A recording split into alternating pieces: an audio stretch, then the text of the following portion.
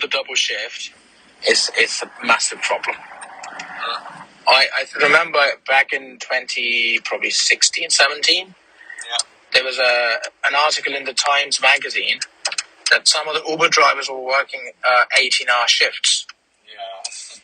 Personally, I tell you, it is not humanly possible.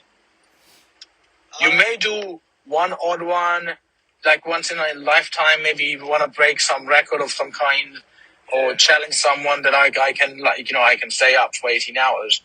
But staying in the car for 18 hours, right, and driving, it's not safe at all, is it? No, but it's possible. I work in hospitality, so... No, when you're driving passengers in London... no, but hospitality is like on my feet all the time, and I manage to, like, 10 million pounds business, so... That's a different thing, you see. Yeah, of course. You are not on the road. You still require some kind of, like... I'm not comparing at all, I'm just saying... Well, it requires concentration, absolutely. You are right. The thing is, when you're on the road, you're the only one on the road. There are many other people on the road. So you could consider yourself to be the best driver on the planet, but at the same time, you have so many other drivers on the road, and if you lose concentration only for a second in London, you could hurt someone badly, hurt yourself. Yeah. So what's the point? I remember I used to cycle after work, so after 12-hour shift. Yeah. Cycling home is not okay. It's not okay. You're cycling like a zombie. Yeah, literally. Like half asleep. Just praying that I understand. Praying that nothing's gonna happen to you, and you just use all the pavements and you can possibly get. Personally, I have been a cab driver for 6 years now. And in the 6 years, there hasn't been a day where I've overworked.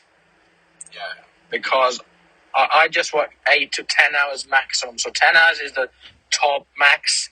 Yeah. Reason is, if it's busy, why not work more? And I wouldn't go above 10 hours. And then my other rule is, if I hadn't have enough sleep, I wouldn't come to work. I must have at least 7 to 8 hours sleep. If I don't have that sleep, I am not coming to work. I'm not taking the risk. Yeah, I mean, it's so easy now.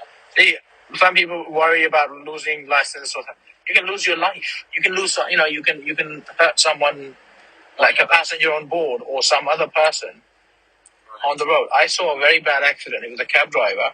I remember we were on the North Circular, and he was swerving, right, within 2 lanes. And then he actually had a passenger on board as well at the same time. And I was behind him, and then a lorry came beside him. And obviously, why was he swerving? He wasn't swerving because he was drunk, because he was tired. Yeah. And he was just nodding off. And he didn't, obviously the passenger should have told him. And his car went into the lorry on the North Circular, and he was lucky. It was not a major accident. He could have gone underneath the lorry. It's only a car, a small car. Yeah. A lorry is a big thing. That's true. So you got to be very careful, and and he was just sleeping because he'd been working like 15 hours. You can't. I don't think you must be absolutely stupid to go over 10 hours. Yeah, not wise for anyone, really. Yeah. See, I love myself a lot, you see. I love myself too much. And then I love other people. I mean, be safe. So in the last 6 years, I've been a cab driver. Yes, I haven't had one accident. Because, you are always awake. You're never sleeping behind the wheel.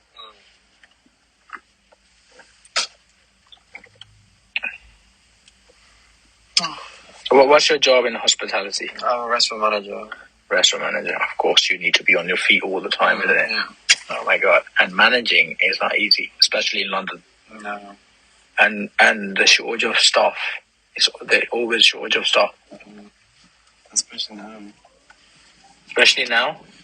Yeah. Yeah, a lot of European people have left. So Yeah. I mean, A, they can't stay, and B, lockdown like made sure everyone came back. So it's like the step they were always trying to make at some point, they were forced to do. yeah, And obviously, like, not even sure they could have come back after lockdown because the settlement started and settling thing. yeah. Well, a lot in the lockdown. Do you know who left in the lockdown? How do you mean? Lots of people left for Yeah. lots of Europeans left during the lockdown during COVID. Do you know which people left? Well, Polish people. No, I'll tell you the category of people who left. It's a category, not a Working class. not a working class, but a category of people who left were the ones who weren't paying taxes or tax properly. Reason was, you see, the government helped, yes, Yeah. and if the government helped those who paid their taxes, Yeah, no, right? I sort of disagree on that one because, for example, people in hospitality, even though they're paying taxes, their salaries are usually made mostly of service charge. So you get your, let's say you're like a waiter and you get your £14 an hour. Mm-hmm. Let's say, so £9.50 of this £14 is basic salary, so your minimum wage, and Yeah. rest is subsidized with this drone, which is like the service charge pot that I understand. people see. So when the government introduced furlough scheme, they were introducing furlough scheme for hospitality people, for example, based on 80% of the minimum wage. Yeah. So if you're working 30 hours a week, so like 120 hours a month, Yeah, then you wouldn't even you wouldn't even be able to afford your rent with furlough. So that's why they left, because government didn't consider the so how much money would you be making if you were working 30 hours a week? Well, I'll tell you what. So I was on 35,000 a year, Yeah, and 25,000 a year was base salary, and then £10,000 was trunk. So the Yeah. extra commission, let's say. yeah, So I only got 80% of 25,000, which is not bad. so lots of money, you know. Because